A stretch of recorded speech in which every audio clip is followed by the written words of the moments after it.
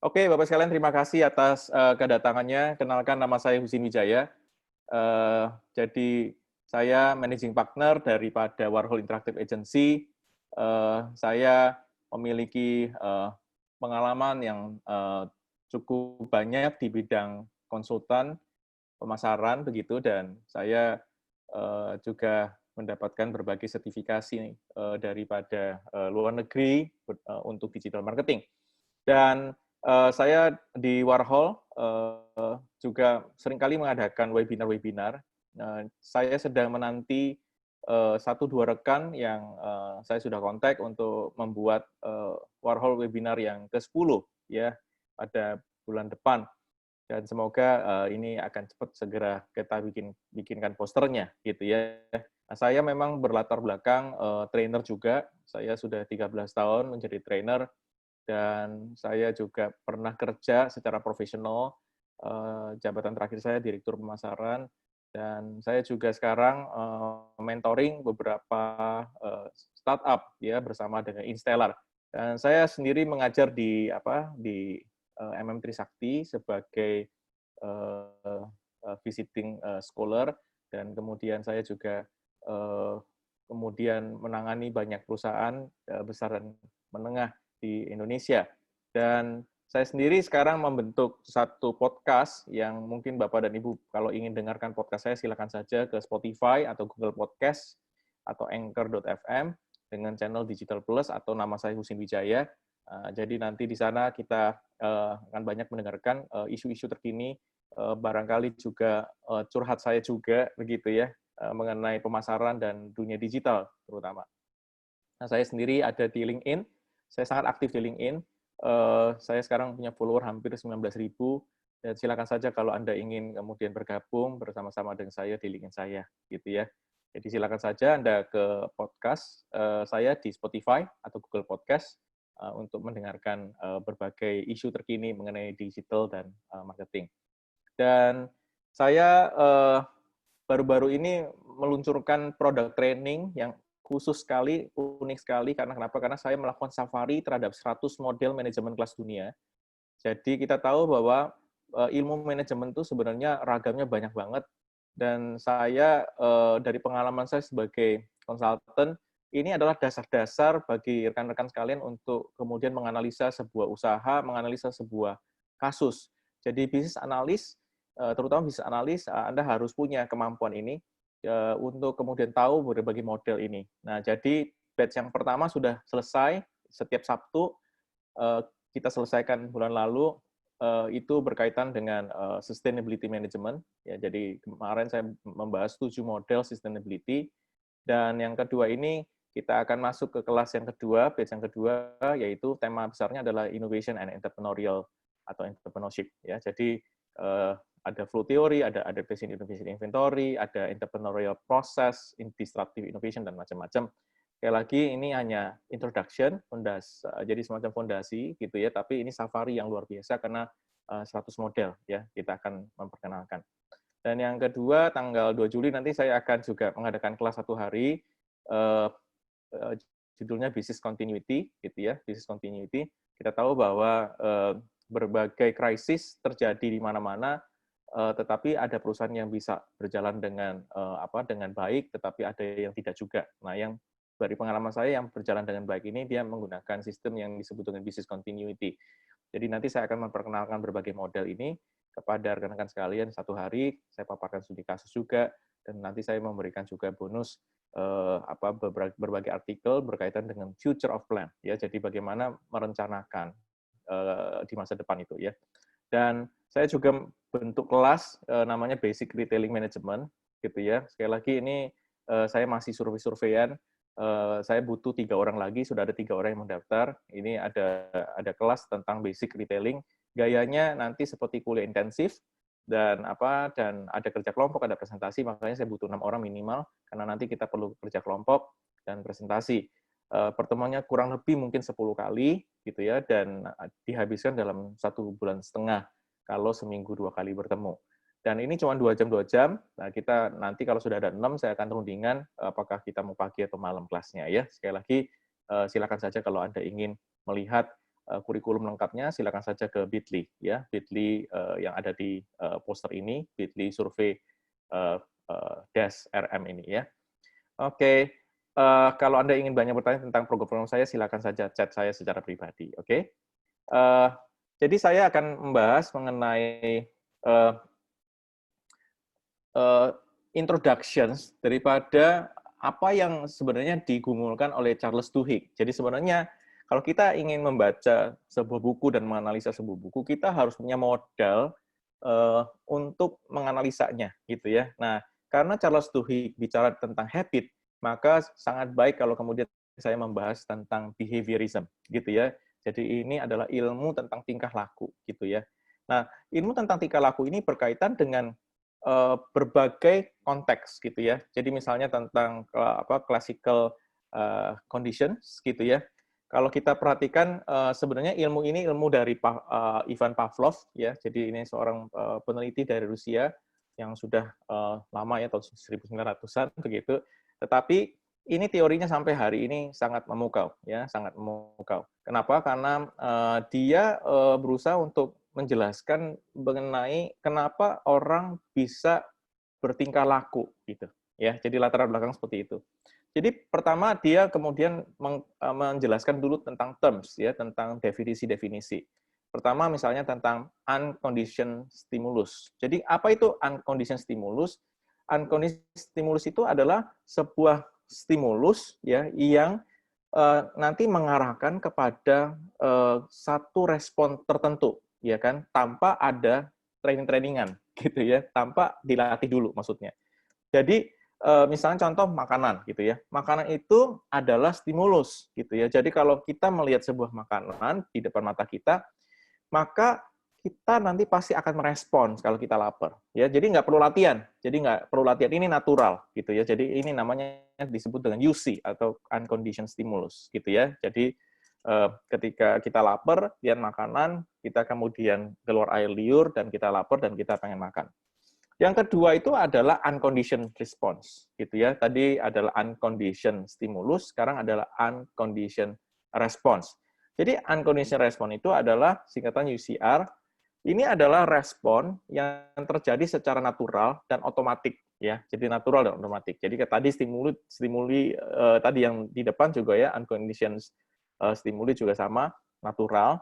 Jadi ini adalah bentuknya lebih kepada respons kalau kita lihat makanan, gitu ya. Jadi tadi stimulinya makanan, kemudian kita lihat makanan, terus keluar air liur. Ya, itu adalah menandakan respons natural, ya. Nah, kemudian ada juga yang dia sebut dengan neutral stimulus, gitu ya, neutral stimulus. Jadi neutral stimulus ini atau NS itu adalah stimulus yang tidak ada efeknya untuk benda-benda hidup. Jadi ini neutral sekali. Jadi misalnya contoh dia ngambil bel, contoh ya, ini bel ini sebenarnya stimulus tapi nggak ada efek sama sekali, benar ya? Kalau makanan kan stimulus, begitu di depan mata kita, kalau kita lapar, kita keluar respons ya, keluar air liur. Nah, ini enggak. Kalau kamu bel begitu, nggak ada responsnya kan gitu ya. Tetapi Pavlov bilang begini, kalau bel itu menjadi condition stimulus atau CS gitu ya, maka ini jadi beda nih gitu. Kenapa? Karena yang tadinya neutral, yang tadinya netral, ya kan, kalau di pairing dengan unconditioned stimulus menjadi sesuatu yang kita sebut dengan condition stimulus.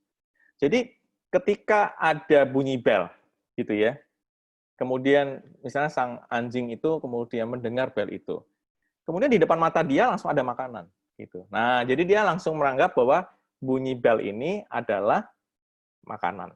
Ada makanan maksudnya begitu ya. Jadi kurang lebih gitu. Jadi ini contoh sederhananya begitu. Nah, kemudian ada juga yang kemudian disebut dengan condition response gitu ya. Jadi ini adalah satu respon yang dipelajari gitu ya, dipelajari condition response. Jadi ketika bicara pada konteks misalnya ya, before conditioning ya. Jadi kalau ada satu unconditioned stimulus, ya kan, si anjing lihat makanan ini, kemudian dia keluar air liur, itu disebut unconditioned response. Kemudian setelah itu dia melihat melihat makanan itu kemudian merespons. Tetapi kalau ada bunyi, tetapi bunyi bel tapi tidak ada makanannya, maka dia tidak menganggap itu sebagai sesuatu yang kita disebut dengan satu stimulus. Nah, kemudian yang berikutnya adalah berkaitan dengan conditioning process gitu ya. Jadi conditioning process itu begitu ada makanan, dibunyikan bel, si anjingnya kemudian merespons gitu ya, merespons. Pokoknya kalau ada bunyi bel, anjingnya mendekat, ada makanan. Oh, dia tahu akhirnya. Kalau ada bunyi bel, ada makanan. Akhirnya, satu ketika, after conditioning-nya gini, begitu dibunyi bel, ya itu kan condition ya, condition stimulus, begitu bunyi bel, anjing itu langsung keluar air liur. Padahal bel itu bukan makanan, gitu ya. Nah, jadi kurang lebih gitu ya. Jadi ini adalah teori Pavlov yang luar biasa sekali, yang barangkali ini akan menjadi bekal kita untuk menganalisa buku Charles Duhigg. Jadi dia memberikan gambaran gitu ya. Jadi before conditioning, bayi itu kalau ketemu tikus itu takut gitu. Dia takut, wah takut gitu ya. Tetapi kemudian ketika si bayi ini kemudian dikondisikan dengan seorang dengan topeng ini ya, mirip dengan tikus, dideket-deketin, kemudian si bayinya kemudian pegang-pegang, nggak berbahaya ya itu ya, malah baik ya. Nah, jadi begitu ada tikus gitu ya, dia langsung pegang-pegang tuh tikus gitu ya. Nah, karena kenapa? Karena sudah menganggap itu sebagai condition stimulus. Nah, sehingga kalau kita lihat dari konteks itu, kemudian Pavlov juga kemudian membuat berbagai perkembangan ya, mengembangkan teori itu, misalnya dengan bilang ada satu teori yang disebut dengan generalizations, jadi suatu respons yang menyebar ya, yang menyebar dari satu spesifik stimulus kepada stimulus yang lain, yang kemudian itu membuat akhirnya terjadi kayak generalisasi. Jadi generalisasi itu kayak tadi, sang bayi lihat tikus takut, kemudian ada laki-laki atau ayahnya menggunakan topeng tikus, kemudian dia bisa pegang-pegang, lucu ya kayak jenggot putih begitu ya, jenggot kayak kulit warna putih, kemudian ini kayak jenggot dan seterusnya. Jadi akhirnya dia menganggap tikus itu seperti jenggotnya bapaknya gitu ya. Jadi itu namanya generalizations. Ya, generalizations. Nah, jadi kalau kita lihat lagi ada konteks-konteks yang disebut dengan diskriminasi gitu ya. Jadi kalau kemudian sang bayi itu bisa merespon secara different, secara berbeda gitu ya. Ini jenggot bapaknya putih, tapi tikus yang muncul hitam. Dia bisa beda nih. Dia bisa misalnya dia takut sama tikus hitam itu. Kenapa? Karena dia merasa tidak seperti yang dia bayangkan dengan jenggot bapaknya yang warna putih tadi gitu ya. Kalau lihat jenggot bapaknya putih, terus yang muncul tikus putih, dia senang. Nah, ini berarti dia sudah melakukan diferensiasi ya, diferensiasi. Kalau bahasa psikologinya namanya diskriminasi gitu ya, diskriminasi. Nah, jadi ada satu perbedaan-perbedaan di situ ya kan yang kemudian menuju kepada behaviorism tadi ya. Nah, contoh lagi ada bentuk-bentuk daripada stimuli yang kemudian bisa extinctions, jadi bisa musnah. Jadi misalnya bel itu bunyi gitu ya, tetapi makanan tidak muncul. Bel itu bunyi, makanan tidak muncul. Tadi bel itu bunyi, makanan muncul. Bel itu bunyi, makanan muncul. Bel itu bunyi, makanan tidak muncul. Keluar air liur, bel bunyi, datang, anjingnya keluar air liur. Bel bunyi, anjingnya datang, tidak lagi keluar air liur. Kenapa? Karena dia merasa bahwa, oh bunyi bel doang ini. Bukan, nggak ada makanannya. Gitu. Jadi terjadi extensions. Nah, jadi ketika kita bicara kepada konteks-konteks itu, maka disebutkan ada operant condition di situ maksudnya ya. Jadi ada operant conditions. Jadi operant condition maksudnya gini, ketika sang tikus misalnya ya, dia ingin masuk ke cari makanan, dia akan meneliti, kemudian waktu dia tahu itu ada makanan, karena kenapa? Karena dia sentuh, muncul makanan. Gitu ya. Nah, waktu dia sentuh, keluar makanan, itu berarti sudah terjadi stimuli. Tetapi kalau dia sentuh, gitu ya, tombol itu keluar listrik, dia akan kabur. Dia deketin lagi, tekan lagi, keluar listrik, kabur. Nah, itu berarti terjadi stimuli lagi. Jadi responsnya akan berbeda antara satu tombol yang tidak ada listrik dengan satu tombol yang ada listrik. Kayak gitu ya. Jadi ini adalah operand namanya, operand conditioning. Jadi yang mengembangkan teori Pavlov ya itu adalah Skinner. Jadi Profesor Skinner bikin namanya teori namanya behavior modifications. Jadi dia meneliti tentang satu behavior atau perilaku yang kemudian berubah-ubah gitu ya, yang berubah-ubah. Nah, perubahan ini ada terms of no-nya, jadi ada definisinya. Saya secara cepat ingin memberikan kepada rekan-rekan sekalian gitu ya. Jadi ada yang disebut dengan positif ya, itu jadi dia menambahkan, ada yang negatif itu kemudian mengurangi, reinforce itu kemudian menekan ya atau meningkatkan satu bentuk behavior atau tingkah laku, dan yang terakhir punishment atau hukuman untuk menurunkan tingkah laku tersebut gitu ya. Jadi kalau positive reinforcement itu bicara konsepnya gini, kasih stimuli gitu ya yang bisa increase behavior tertentu. Misal contoh anak itu juara gitu ya, anak kita juara, kita kasih dia pujian, verbal praise ya, pujian, atau kita kasih dia satu hadiah misalnya gitu ya. Nah, itu akan memberikan dia satu stimuli untuk meningkatkan gairah belajar dia agar dia tetap mempertahankan prestasinya, karena begitu dia mempertahankan prestasinya, dia akan dapat verbal praise, dapat hadiah dan seterusnya. Nah, kalau negatif reinforcement adalah yang berkaitan dengan satu misalnya tingkah laku yang sebenarnya kita tidak inginkan gitu ya. Nah, kita ingin kurangi gitu. Nah, misalnya contoh adalah misalnya ada sesuatu yang kemudian kita ingin dia misalnya tidak mau lagi kita harapkan dia belajar misalnya gitu ya. Kita begitu dia juara, kita malah kasih hadiahnya, ya sudah kamu bisa melakukan apa saja gitu ya. Atau kemudian ketika dia melakukan sesuatu yang bagus, kita mengatakan jelek gitu. Nah, gitu. Jadi ada negative reinforcement. Jadi malah terbalik. Yang tadinya kalau ada sesuatu yang bagus diberikan pujian, ini yang sesuatu yang bagus malah dijelek-jelekin gitu ya. Dijelek-jelekin. Nah, sehingga itu akan membuat akhirnya dia decreasing. Kemudian kalau kita bicara punishment, itu ada juga yang disebut dengan positive punishment, gitu ya, give something bad to decrease a behavior, gitu ya. Jadi ini sesuatu cara yang baik untuk mengurangi satu habit, gitu ya. Misalnya contoh memukul anak di pantat ini, gitu ya. Jadi rekan-rekan sekalian lihat ya, mukulnya bukan di kepala ya, pukulnya di pantat ya. Jadi ini penting banget, gitu ya. Itu akan membuat shock anak itu, dan kemudian dia mengerti bahwa kalau dia teriak-teriak nggak karuan, kalau itu akan mendapatkan pukulan gitu ya. Nah, positif punishment ini bukan berarti pukulnya kayak orang gila gitu, mukulnya enggak gitu ya, tapi benar-benar pukulnya dengan terkontrol. Dan ada negatif punishment gitu ya, jadi removal of good stimulus gitu ya. Jadi ketika ketika dia merokok, nah kita hukum gitu ya. Ketika dia main gamenya terlalu banyak, kita kemudian tarik itu alatnya gitu. Misalnya gitu ya. Jadi ini negatif punishment yang kemudian membuat respon itu menjadi decreasing ya, decreasing.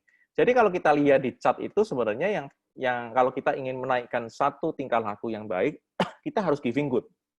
Kita kasih yang sesuatu yang bagus, tarik yang jelek.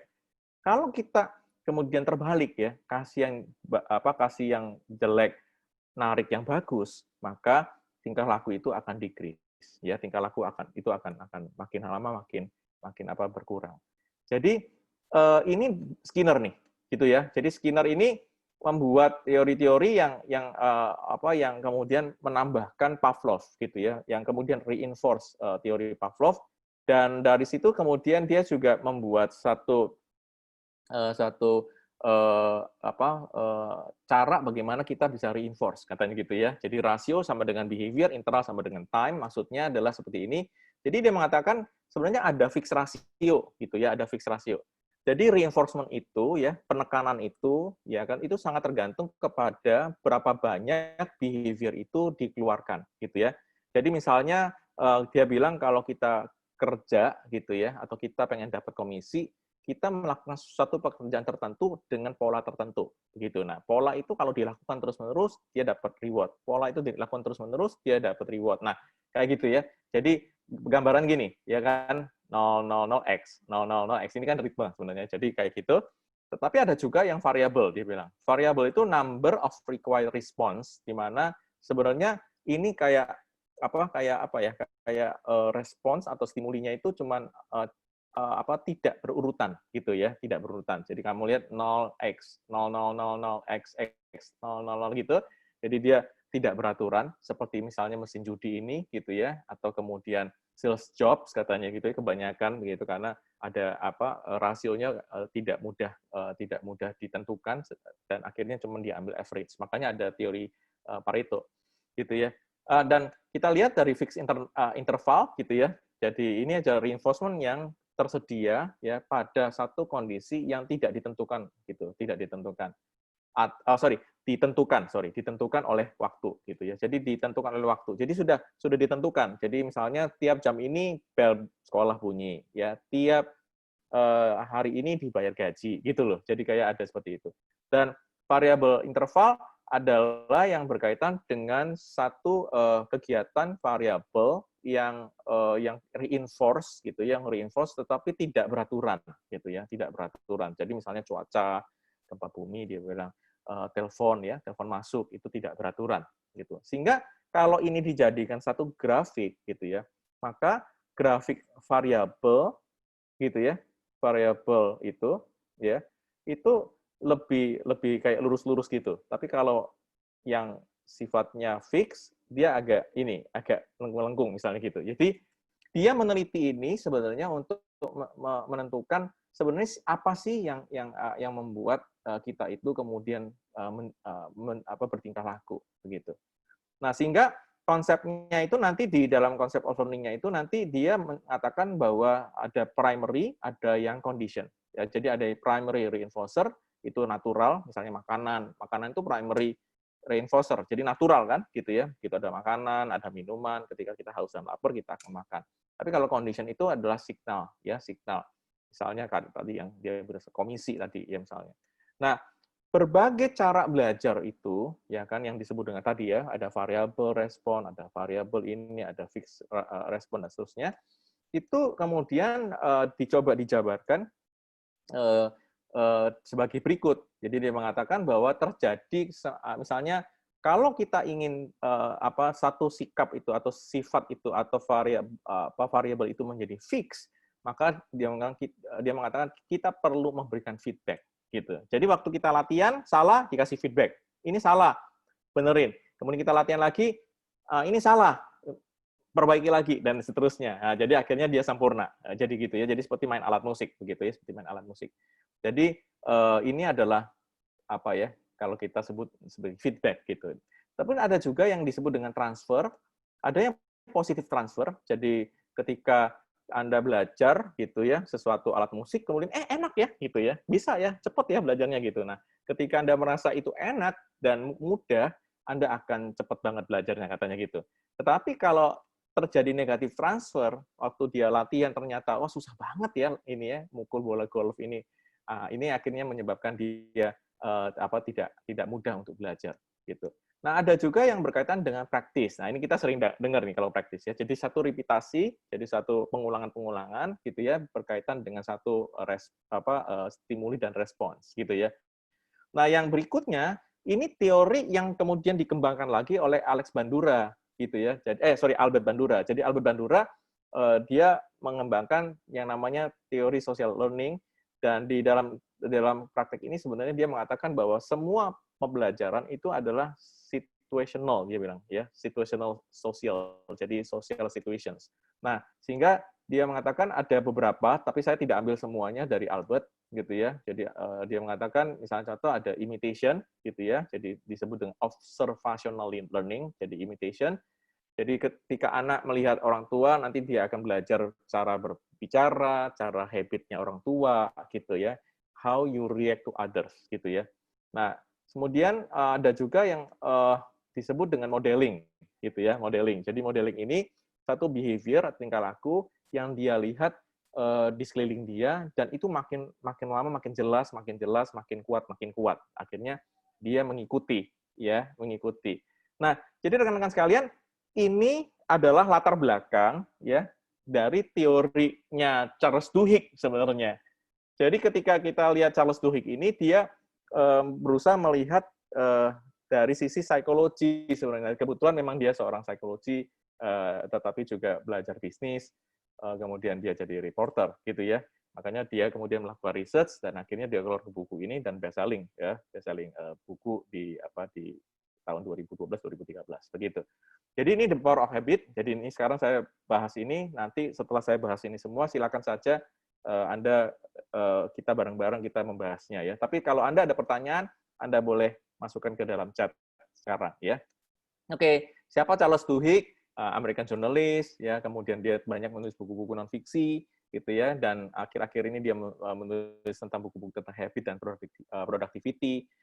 Dan dia pernah menang ya 2013 dapat penghargaan Pulitzer, dan kemudian dia juga kemudian memberikan banyak sekali tulisan-tulisan yang berkaitan dengan productivity and behavior sampai hari ini. Dan kalau kita balikan lagi ya, misalnya kalau kita tarik kepada dunia kerja misalnya gitu ya, misalnya gitu. Jadi manajer itu dengan leader itu kan tentu ada bedanya.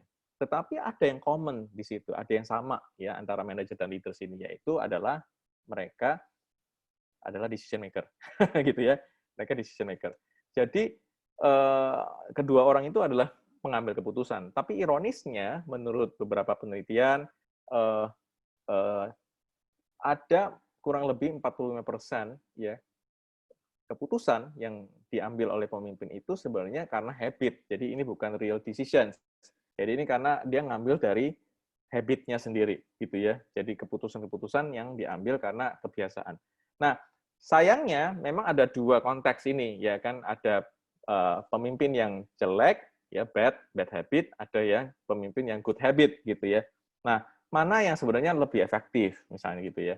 Makanya kalau Anda ingin, ya kan, bicara mengenai leadership misalnya, kalau Anda ingin menjadi satu pemimpin yang baik, Anda harus start dengan good habits. Ya, ini Stephen Covey yang katakan.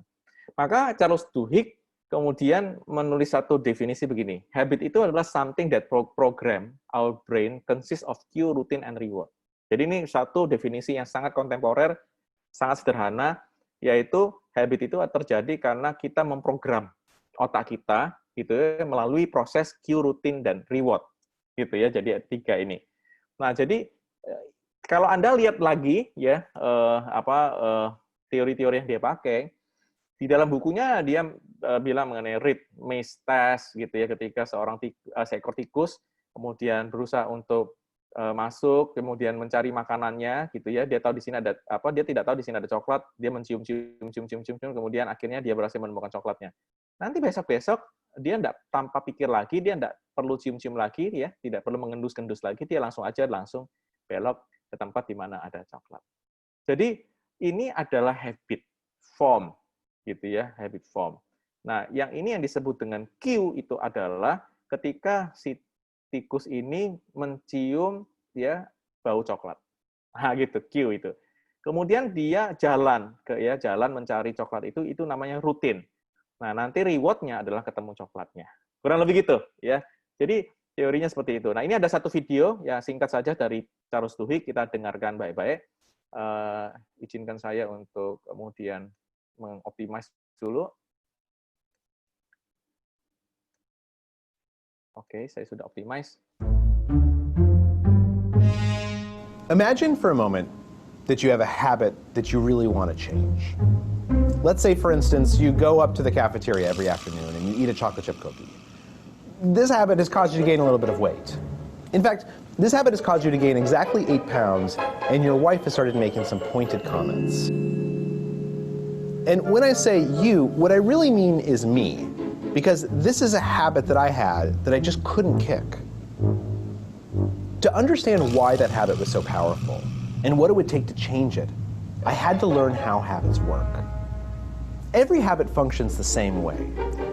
At first, there's a cue, some type of trigger that makes the behavior unfold automatically. Studies tell us that a cue can be a location, a time of day, a certain emotional state, other people, or just a pattern of behaviors that consistently triggers a certain routine. To figure out the cue for my craving, I spent a few days tracking exactly when the urge to eat a cookie hit. And what I noticed pretty soon was something interesting. The cookie craving always hit about between 3 o'clock and 3:30 in the afternoon. That was my cue. It was a certain time of day. The next part in the habit loop is the routine, the behavior itself. And for me, that was pretty easy to figure out. Every day between 3 and 3:30, I'd get this craving for a cookie. I'd get up out of my chair. I'd walk over to the elevator. I'd take the elevator up to the 14th floor. I'd get out. I'd buy a cookie, and then I would eat it while talking to my colleagues in the cafeteria. The last part of the habit loop is the reward. And in some respects, the reward is the most important part because that's why habits exist, so that we can get the rewards that we want. But figuring out a reward is kind of tricky. To figure out what reward was driving my habit, I did a little bit of an experiment. One day when the cookie urge struck, instead of going up to the cafeteria, I went outside and I took a walk around the block. Then the next day, I went up to the cafeteria, but instead of buying a cookie, I got a candy bar and then ate it at my desk. And then the day after that, I went up to the cafeteria again, but I didn't buy anything. Instead, I just talked to friends for about 10 minutes. You get the idea. What I was trying to do was test different hypotheses to figure out what reward I was actually craving. And what I figured out pretty quickly was it had nothing to do with cookies. It had to do with socializing. Nowadays what happens is at about 3:30 in the afternoon, I absentmindedly stand up, I look around the office, I see a friend, I'll walk over and we'll gossip for 10 minutes and then I'll go back to my desk. The urge to go get a cookie has completely disappeared. The new behavior has become a habit, and I've lost about 12 pounds as a result. Studies have shown that if you can diagnose your habits, you can change them in whichever way you want. So what are the cues, routines, and rewards in your life? What habit do you want to change?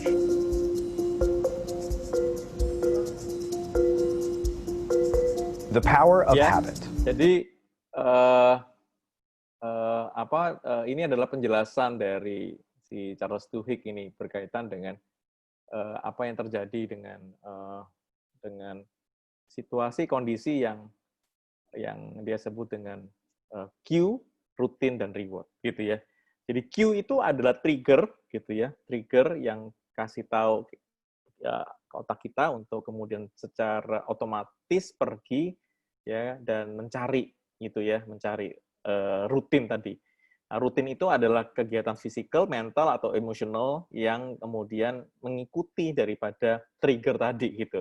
Nah, reward itu adalah positif stimulus. Ya, kalau kita dengar kata positif stimulus, tadi kita ingat teorinya siapa itu? Skinner ya, gitu ya, Skinner.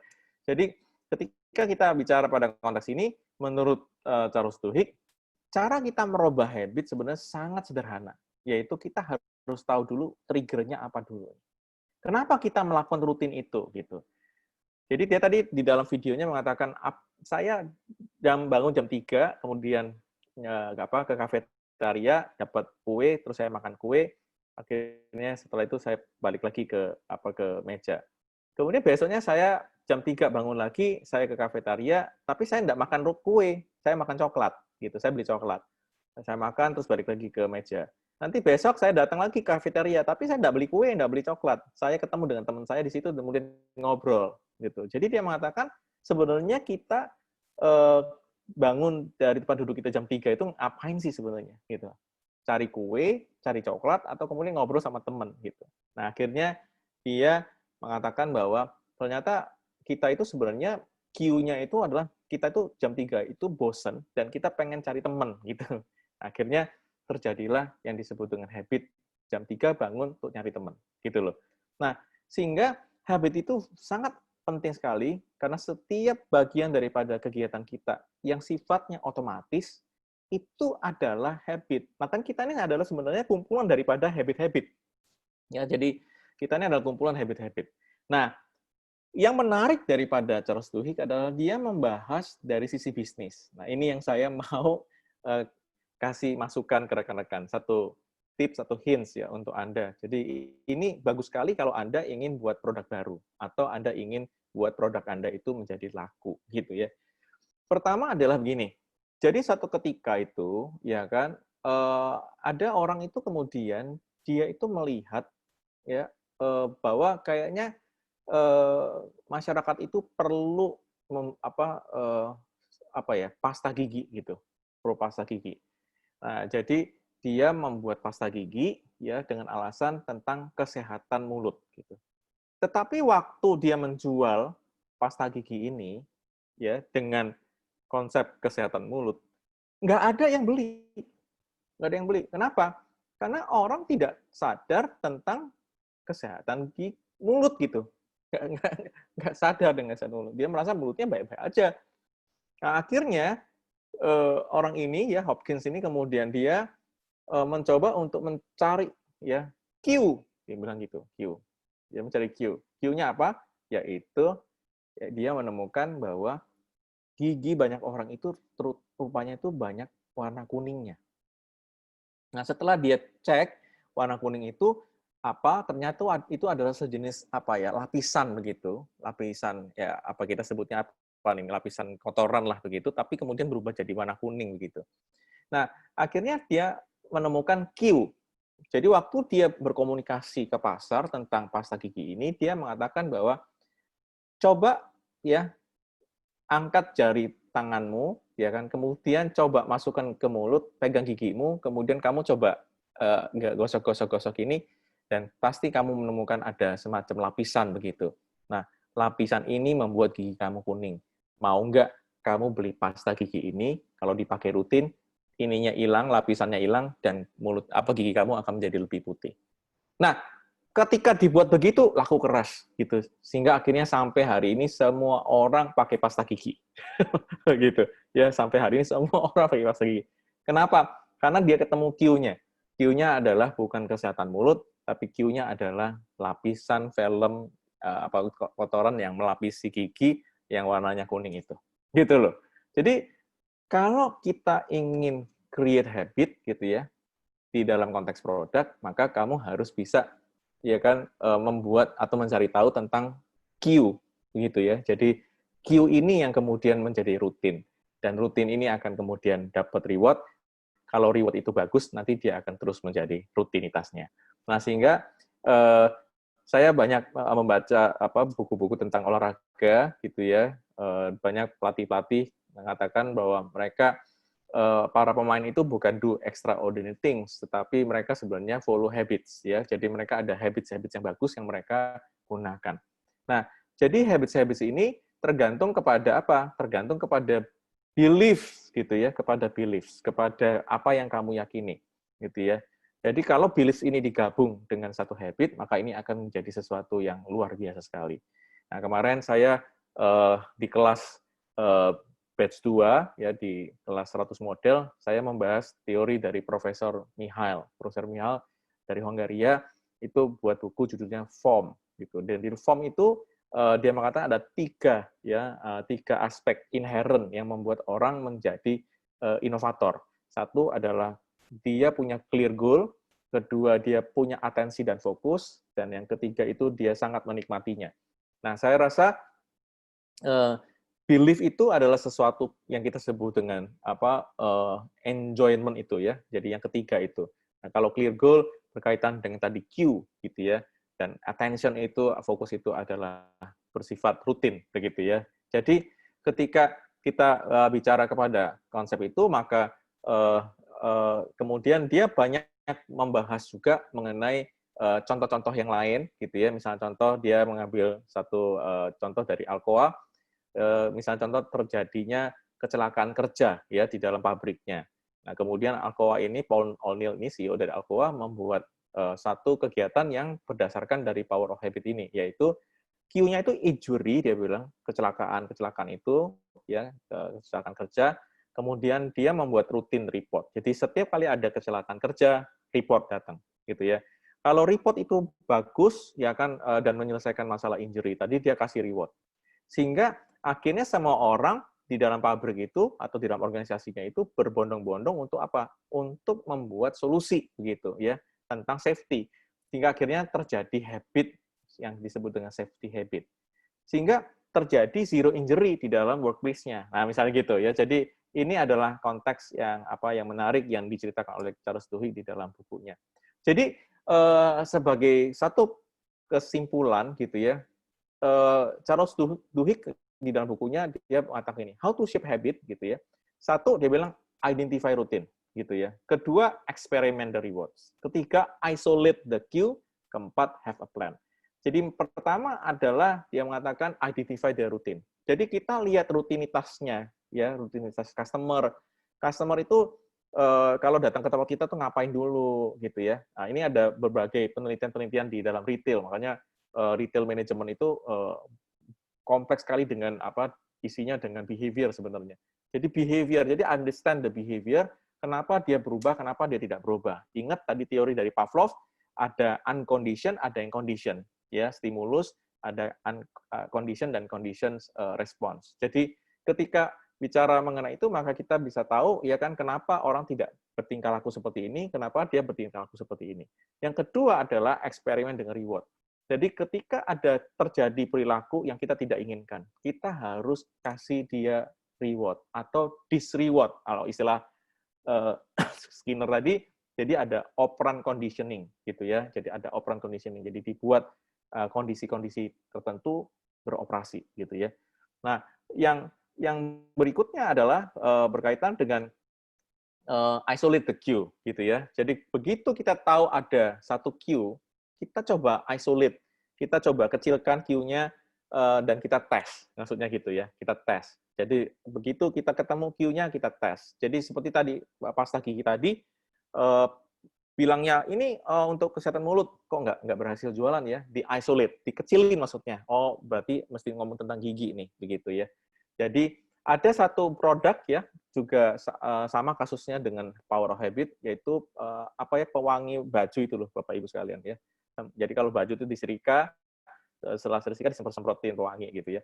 Nah satu ketika perusahaan ini membuat pewangi pakaian itu, tapi dengan satu latar belakang atau komunikasi ini diperuntukkan bagi ibu-ibu atau bapak-bapak yang tinggal di rumah dengan banyak binatang. Jadi meninggalkan bau di dalam badannya, bajunya itu, sehingga perlu semprotan ini.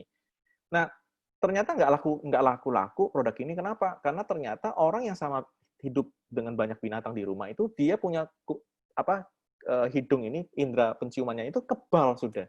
Jadi dia nggak tahu itu dia bau apa enggak gitu, kebal. Kemudian nggak laku.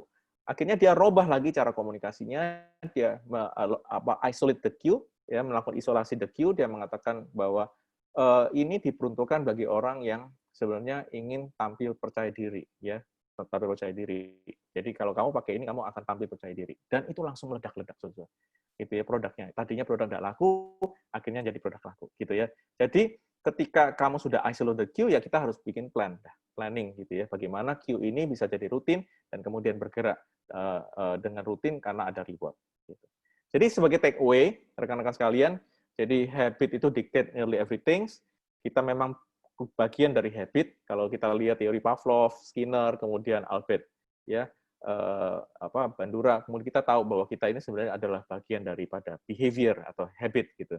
The more you understand habits, the less importance you will assign to willpower goals and any number of other phases of life. Jadi ketika kamu mengerti habitmu, makin lama makin banyak, kamu akan mengerti bahwa banyak daripada keinginan-keinginan kita itu sebenarnya didorong terjadi oleh karena habit, begitu ya. Jadi lebih efisien kalau kemudian kita menjadikannya otomatis, ya kan? Jadi keinginan kita tuh menjadi otomatis, jadi keinginan itu menjadi habit, atau kita sebutnya menjadi good habit gitu ya. Jadi kita harus fokus pada good habit ya, agar menjadi otomatis gitu. Jadi tugas kita adalah bagaimana membuat habit yang bagus itu menjadi otomatis gitu ya, dengan cara tadi dengan itu. Maka sebagai penutup ya kan, Charles Duhigg bilang the difference between who you are and who you want to be is what you do gitu ya.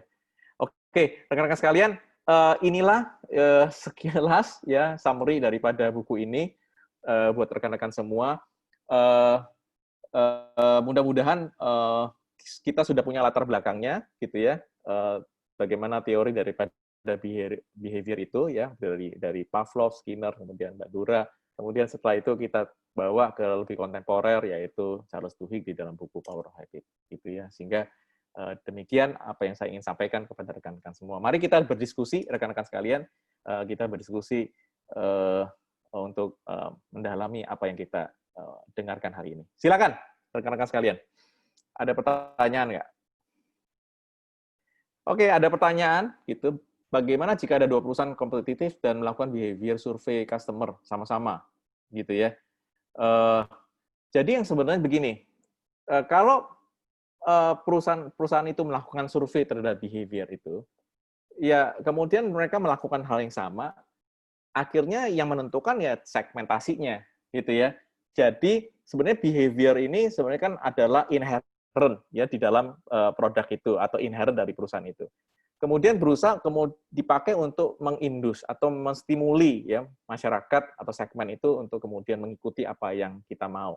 Tapi kalau kemudian pasar itu kemudian ada 2-3 perusahaan yang menggunakan yang sama begitu, maka sekarang harus gabung pakai teori lain gitu ya, teori lain nih. Jadi teori lain ini yang kemudian kita pakai untuk menang di dalam pasar tersebut ya. Contoh lah ya, pasta gigi gitu. Sekarang merek pasta gigi di retail market juga banyak banget gitu ya, banyak banget. Mungkin ada beberapa merek begitu.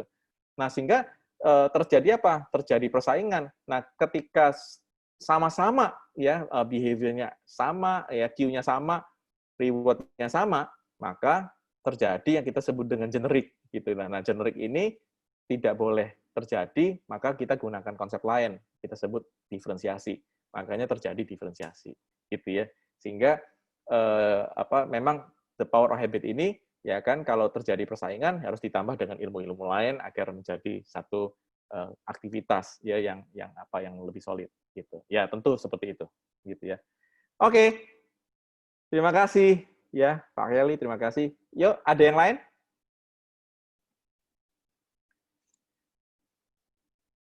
Silakan kalau Anda ingin buka speakernya untuk ngobrol sama kita, silakan. Nggak mesti chat gitu ya. Anda boleh buka speaker untuk bicara. Oke, Pak Iqbal, Pak Husin, untuk merubah negatif habit, berarti secara tidak langsung kita harus merubah Q dulu ya. Yes, betul Pak. Betul. Jadi kita rubah dulu Q. Ya, jadi Q itu penentu ya, sebenarnya salah satu penentu ya. Tetapi kalau kita lihat teori Pavlov, Skinner, itu juga bisa dari reward gitu loh. Jadi bentuknya bisa dari Q atau dari reward. Benar ya? Q kan ini stimuli, ya kan? Reward ini kan respons. Jadi bisa dari dua-duanya sebenarnya gitu. Memang benar Q akan menjadi salah satu yang menentukan, tetapi reward juga gitu. Reward juga. Jadi dua ini yang mungkin punya peranan penting di situ. Ya. Pak Adi, manusia kan tidak akan luput dari rasa bosan. Apakah habit tersebut akan hilang karena bosan? Dan atau kembali lagi kepada habit tersebut. Ya, berarti waktu habit itu yang kamu sebut bosan itu terjadi, itu karena memang itu bukan Q-nya, Pak. Ah, gitu. Itu bukan trigger-nya. Gitu. Jadi, tadi Charles Duhigg di dalam videonya dia mengatakan, saya bangun jam 3, pergi kafeteria, beli kue, makan kue, terus balik lagi ke kursi. Nanti besok jam 3 bangun lagi, kafeteria, saya tidak beli kue, saya beli coklat. Saya makan coklat, terus balik lagi ke meja saya. Besok jam 3, saya ke kafeteria, tapi saya malah ngobrol sama teman-teman saya di kafeteria. Tidak beli kue, tidak beli coklat. Jadi sebenarnya saya bangun jam 3 ke kafeteria memang bukan mau cari kue atau mau cari coklat. Rupanya yang the real-nya itu adalah nyari teman untuk ngobrol karena bosen. Jadi Q-nya itu karena bosen dan pengen bersosialisasi gitu loh, kira-kira gitu ya. Jadi kalau kamu bilang ini bisa balik lagi nih ya, balik lagi itu berarti either Q-nya yang tidak benar, trigger-nya salah, atau reward-nya yang salah, begitu ya, reward yang salah. Jadi tidak tepat. Gitu ya. Oke. Silakan, ada yang ingin bertanya? Mungkin bisa buka suara.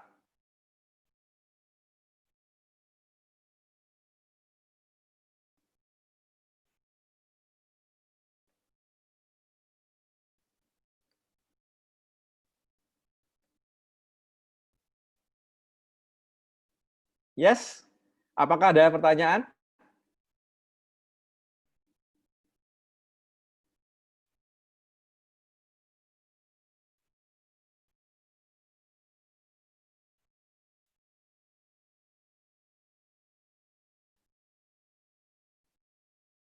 apakah habit bisa disurvei dari sisi media sosial? Bisa saja, gitu loh. Jadi bisa saja Pak Hengki. Kenapa? Karena sekarang banyak sekali sosial media analytics yang ada ya bertebaran. Ya, jadi Anda bisa menganalisa ya behavior orang. Jadi memang sekarang sosial media tracking itu sudah ada alatnya. Jadi kita mudah sekali sebenarnya untuk melihat behavior ya, terjadi perkembangan, tren apa segala macam dengan menggunakan sosial media tracking atau sosial media analytics gitu ya. Jadi memang misal contoh nih ya, di masa-masa pandemi orang lebih banyak di rumah. Nah, kemudian mereka menggunakan sosial media. Nah, tercapture gitu ya, perilaku mereka ngomong apa dan macam-macam. Misalnya dalam waktu 3 bulan belakangan banyak sekali pembicaraan mengenai apa? Mengenai kesehatan misalnya gitu ya, mengenai APD, mengenai isu-isu mengenai bagaimana mengatasi penyakit ini, ya kan, bagaimana meningkatkan kekebalan tubuh. Nah, itu kan isu-isu kesehatan 3 bulan belakangan ini makin intens. Sehingga akhirnya kita tahu bahwa ada cue-nya nih, trigger-nya. Trigger-nya adalah pandemi, kemudian secara rutin kemudian terjadi orang banyak beli vitamin, beli ini, beli itu, APD dan macam-macam, akhirnya dapat reward, yaitu sistem kekebalan tubuh naik, ya kan, mereka sehat, terlindungi dan macam-macam. Akhirnya ini menjadi satu rutinitas gitu. Sehingga kalau ini terbentuk, ya kan, kemudian setelah pandemi, kemudian ini menjadi sebuah rutinitas, maka bisa dipastikan ya kan industri kesehatan akan menjadi industri yang sangat primadona. Kenapa? Karena dia menjadi rutinitas di situ ya. Boleh dikatakan seperti itu, Pak Hengki. Ya. Thank you Pak Hengki. Ya, luar biasa pertanyaannya. Oke, ada yang lain? Oke. Kira-kira habit seperti apa yang perlu dilakukan dalam menghadapi masa quarter life crisis? Saya nggak tahu ya apa maksudnya ini dengan apa yang terjadi dengan krisis di dalam quarter life kamu, Pak? Begitu. Bisa dikasih contoh nggak, Pak, apa yang disebut dengan quarter life crisis gitu ya? Tapi paling tidak begini, Pak Iqbal. Misal contoh saya lah ya, saya sudah quarter juga nih, mungkin sudah bukan quarter, sudah half barangkali, gitu ya. Saya dari kira-kira dari berapa tahun yang lalu ya, mungkin 13-14 tahun yang lalu, saya itu membentuk habit bicara di depan banyak orang gitu, membaca buku dengan cepat gitu. Karena saya ada cue. Cue saya adalah saya tahu bahwa nanti ya kan di masa-masa saya di paruh waktu ini ya, paruh baya ini, saya harusnya mulai sharing-sharingan nih, begitu. Nah, itu saya punya ini. Makanya Profesor Mihail bilang ada clear goal, ada goal yang jelas gitu. Jadi goal saya adalah, oh ya, saya harus sharing-sharingan nih, begitu. Kemudian setelah itu saya jadikan rutinitas nih, baca buku, baca apa. Reward-nya apa? Reward-nya saya berpengetahuan tinggi, saya tahu banyak hal gitu ya, saya mudah sekali membicarakan banyak hal. Karena saya mempunyai berbagai ilmu yang ada di otak saya ini yang saya akumulasi sampai puluhan tahun gitu. Nah, kurang lebih gitu, Pak. Jadi menurut saya kalau Pak Iqbal punya clear goal dulu ya. Jadi punya lihat goal-nya dulu apa. Kalau si Duhik bilangnya Q gitu ya. Kalau Mihail dia bilangnya clear goal. Jadi harus ada Q-nya dulu, ya kan, trigger-nya dulu. Apa yang membuat kamu harus menuju ke sana? Kenapa kamu harus jadikan itu habit, gitu ya? Harus ada clear goal dulu, Pak. Ada Q dulu, Pak, gitu. Ya, itu yang kemudian membuat kamu akhirnya berusaha untuk menjadikan itu rutinitas, gitu. Nah, nanti tentu rutinitas ini harus ada reward karena baik Pavlov, baik Skinner, baik Bandura, semuanya ngomong tentang conditioning gitu ya. Jadi operant conditioning, kemudian ada yang disebut dengan stimulus, respons.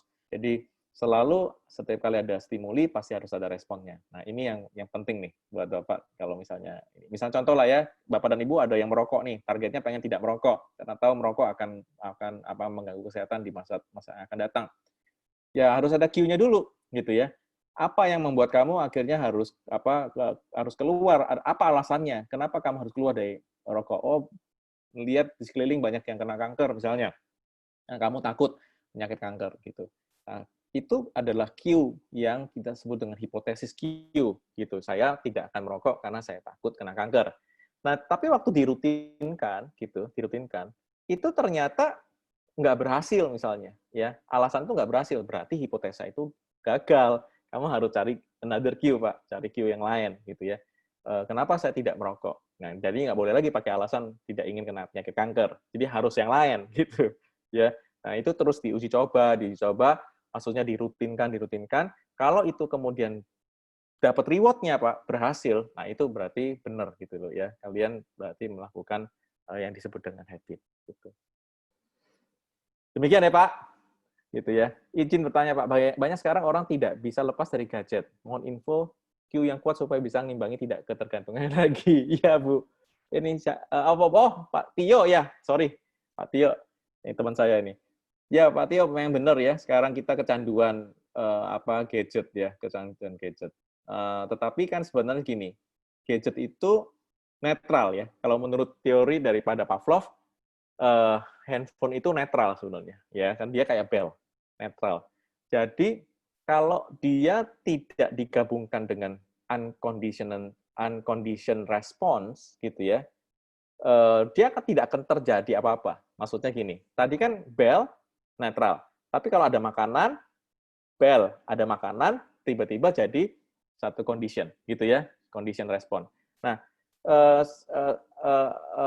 sebenarnya ini yang seperti itu analoginya. Jadi kalau ini HP gitu ya, kalau Anda main HP ya kan tidak disertai dengan sesuatu yang sifatnya unconditioned response, maka dia tidak akan terjadi.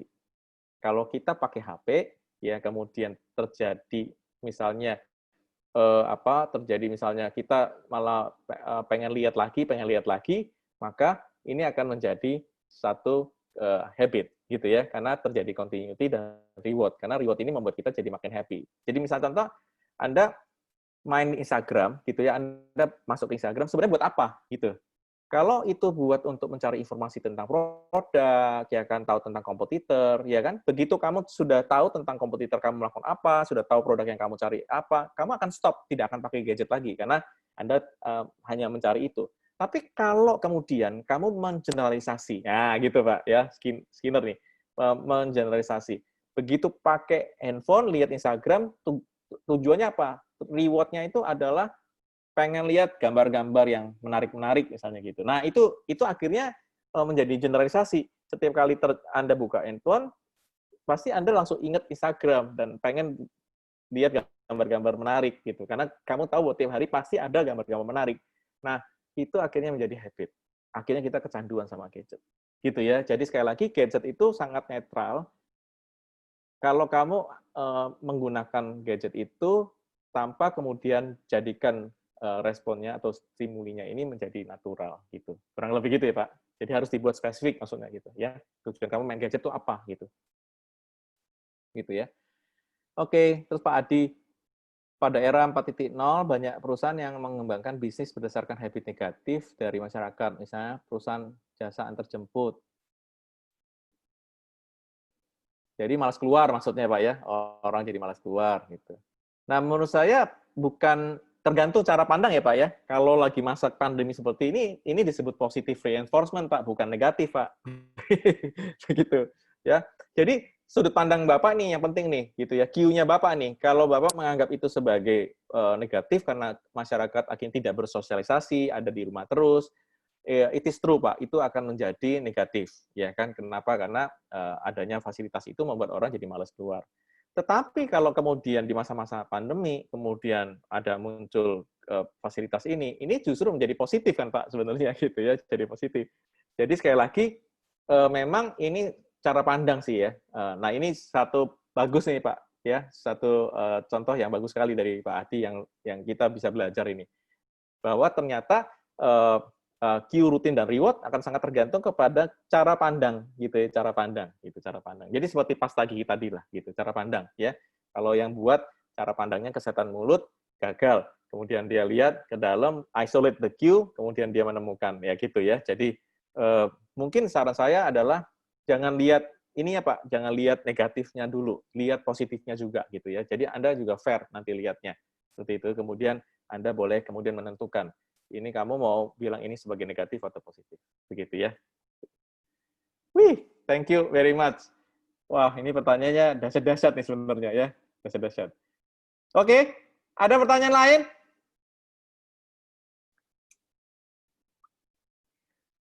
Ini nggak bisa buka suara atau karena saya yang matikan ya?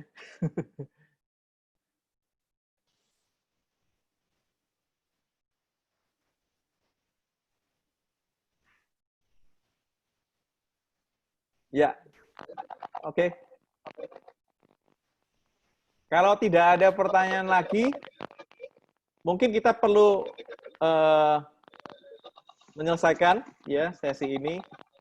Saya memberikan kesempatan lagi 1-2 pertanyaan tentang buku ini.